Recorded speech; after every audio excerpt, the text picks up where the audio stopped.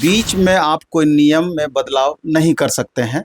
High court का main यही कहना था, इसी के कारण से डिसीजन चेंज हुआ है और बिहार सरकार को बैकफुट पे आना पड़ा। अलग होने वाला है या तो कुछ बड़ा होने वाला है।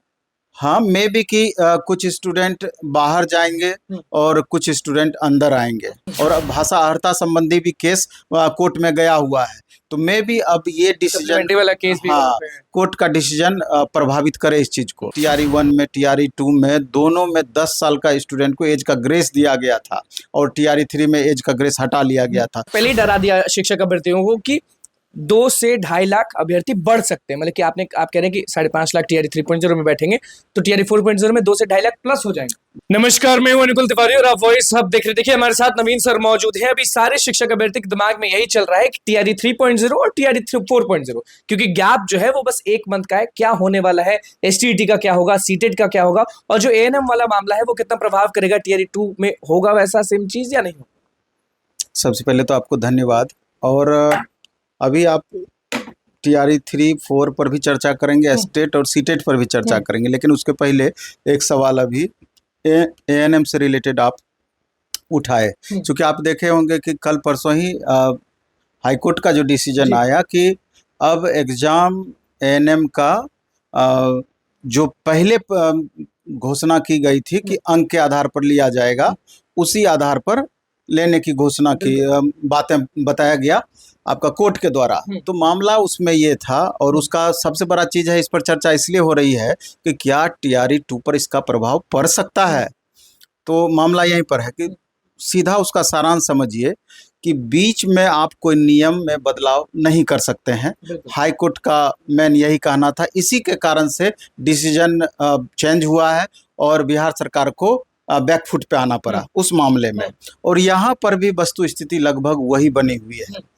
TRE 2 में आप देखेंगे कि लैंग्वेज एक बड़ा सा मुद्दा रहा।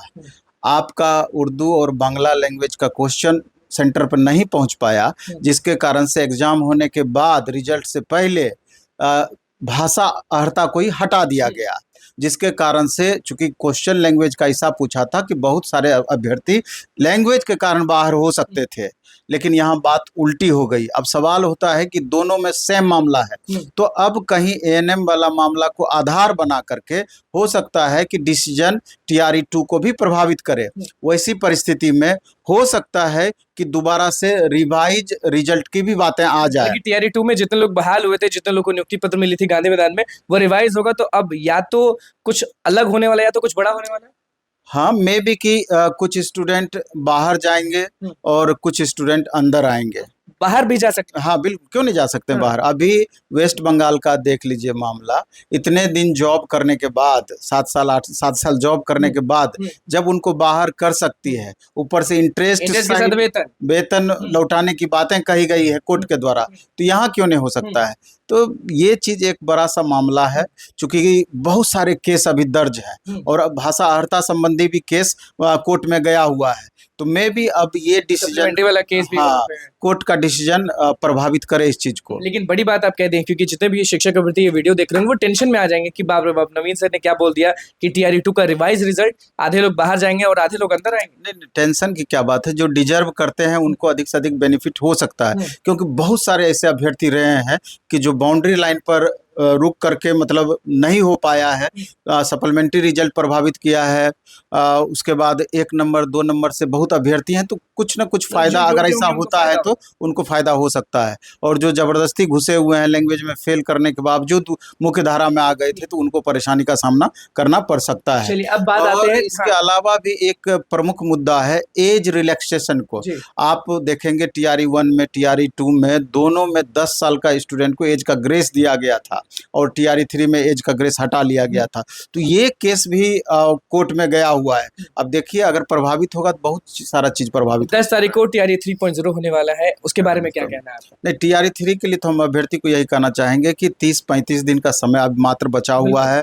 इस लेकर के जोर शोर से, चूंकि आपको TRE 1, TRE 2, TRE 3 में 1 to 5, 6 to 8 का प्रश्न पत्र पता है, किस लेवल का क्वेश्चन पूछे जा रहे हैं, उस लेवल से आपको जोर शोर से तैयारी में लगनी चाहिए। 8 घंटा, 10 घंटा, 12 घंटा, जितना आपसे संभव हो पाए आपको पढ़ाई करनी चाहिए, क्योंकि टीआरई 3 में अगर अपना स्थान आप सुनिश्चित नहीं कर पाते हैं, टीआरई 4 में ओवरऑल 2 से 2.5 लाख अभ्यर्थी बढ़ सकते हैं। इस 2 बात से को 2.5 लाख बढ़ सकते हैं। हाँ, बढ़ सकते हैं, क्योंकि इस बीच में एस्टेट हो जाएगा। अब एस्टेट में भी मामला है कि एस्टेट कब तक हो सकती है। कहा जा रहा है कि मई लास्ट में ले सकते जो फॉर्म भरे थे सकती है। दिसंबर में, हाँ, मई लास्ट में हो सकती है। कभी कहा जा रहा है कि जून फर्स्ट वीक में जा सकती है। ये अब देखने वाली बात होगी, क्योंकि इससे पूरी तरीके से टीआरई 4 प्रभावित होना है। तो इसलिए कि एक निश्चित समय पर टीआरई 3 को एस्टेट को लेना जरूरी है। अब यहाँ पर बहुत सारे ऐसे भी अभ्यर्थी हैं जिनको सीटेट देना है, तो इस बार सीटेट देना है, तो वो सीटेट भी देना है। बहुत अभ्यर्थी को सीटेट के साथ एस्टेट भी देना है, टीआरई 4 भी देना है। अब इन तीनों के बीच में कैसे सामंजस्य बैठाएंगे, कैसे तीनों को लेकर चलेंगे, बड़ी चुनौती है। इसलिए तमाम छात्रों को हम कहना चाहते हैं कि जैसे भी हो अधिक से अधिक मेहनत करके अगर आप टीआरई का तैयारी करेंगे तो टीआरई का लेवल हमेशा से ज़्यादा रहता है एस्टेट के बनिस्पत, तो आपका साथ में एस्टेट भी होता चला जाएगा। थोड़ा बहुत डिफरेंस रहता है, उस डिफरेंस को भरने का प्रयास करना है, क्योंकि एस्टेट में आपको सिर्फ क्वालिफाई करना है, सीटेट में सिर्फ क्वालिफाई करना है। क्वालिफाई करने के बाद उसके बाद शिक्षक, बिल्कुल, सीटेट का चूंकि रिजल्ट बहुत पुअर होता है, इसलिए सीटेट पर भी सीरियस होना पड़ेगा, क्योंकि सीटेट अगर आप पास नहीं करेंगे तो टीआरई 4 फिर देंगे आप कैसे, आपका एलिजिबिलिटी ही नहीं रहेगा। तो बहुत सारी बातें हैं, इन तमाम छोटी छोटी बातों ये को बताएं, आपकी टीआरई 3.0 टीआरई 4.0 में जो गैप है, तो क्या आश्वासन मिलेगा कि टीआरई 4.0 टाइम पर हो जाएगा? निसंदेह जिस हिसाब से अभी बिहार सरकार आप लगातार देख रहे हैं कि जब 3 दिन में एग्जाम एस्टेट का पहली बार ले सकती है, तो क्यों नहीं कर सकती है। आप इसका 10 जून को एग्जाम होना है, जुलाई हो गया, अगस्त हो गया, 10 जून को एग्जाम लेने के तुरंत बाद फॉर्म निकाल सकती है टीआरई 4 के लिए, या फिर समय पर ले सकती है, क्योंकि इसको फिर दोबारा से अगस्त के बाद इसको एस्टेट नया कितने अभ्यर्थी बैठने वाले हैं आपके हिसाब से? कितने अभ्यर्थी भाग लेने वाले हैं, कितने अभ्यर्थी बैठने वाले हैं टीआरई 3.0? लगभग तो अप्रॉक्स 4.5 लाख के करीब, 4.5 लाख 4.5 लाख के करीब हैं अभ्यर्थी जो कि उसमें बैठने की संभावना है। तो अब होने कितने वाला है, मतलब कि कितने लोग? 87,000 पोस्ट है। तो उस हिसाब से देखा जाए तो अगर दूसरे कंपटीशन से हम तुलना करेंगे, बिहार एसएससी है, 12,100 वैकेंसी है, 25 लाख बच्चे फॉर्म भरे हुए हैं। यहाँ तो 5 लाख ही अगर आप मान के 4.5 लाख चलिए, 87,000 बच्चों का फाइनल होना है, तो वहाँ पर तो आप के फेवर में कंडीशन जा रहा है, इसलिए थोड़ा सा मेहनत बाकी से सही है टीआरई 3.0 कि लोग नहीं बिल्कुल कंफर्ट फील कर सकते हैं और एक संभावनाएं बन सकती है। संभावना, लेकिन टीआरई 4 में आपने ये कह दिया, पहले ही डरा दिया शिक्षक अभ्यर्थियों को कि 2 से 2.5 लाख अभ्यर्थी बढ़ सकते हैं, मतलब कि आप कह रहे हैं कि 5.5 लाख टीआरई 3.0 में बैठेंगे तो टीआरई 4.0 में 2 से 2.5 लाख प्लस हो जाएंगे। निसंदेह अब मान लीजिए कि जिसका 22-24 में इधर बीएड या डीएलएड होना है, अगर वो सीटेट पेपर 2 पास करते हैं तो उनका भी चांस वहाँ पर बन सकता है। इसके अलावा एस्टेट वाले अभ्यर्थी जो एग्जाम में बैठेंगे उनका टीआरई 4 में संभावनाएं बढ़ सकती है, तो ओवरऑल तो उतना बढ़ ही सकता है। और अभी भी जाते जाते यही सवाल कि टीआरई 2 रद्द या रिवाइज रिजल्ट?